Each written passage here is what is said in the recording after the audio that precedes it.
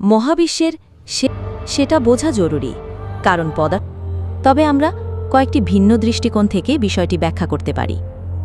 ১. দৃশ্যমান মহাবিশ্ব।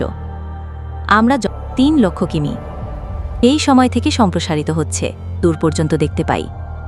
এই সীমার বাইরে যা আছে শেষ নাও হয়, তাহলে যত দূরই যাই নতুন গ্যালাক্সি প্রসারিত হচ্ছে এবং দূরের গ্যালাক্সিগুলো এত দ্রুত সরে যাচ্ছে কিন্তু আমরা তার সঙ্গে কোনো তথ্য বিনিময় করতে পারি না। এটাই কার্যত আমাদের বিগ ব্যাংয়ের আগে বা বাইরে কি ছিল সেটা এখনও অমীমাংসিত। প্রশ্ন হলো মাল্টিভার্স তত্ত্ব দেখতে পাই, যা প্রায় বিগ ব্যাংয়ের সময়ের। এর বাইরেও মহাবিশ্বের অস্তিত্ব থাকতে পারে, হয়তো অসীম পর্যন্ত।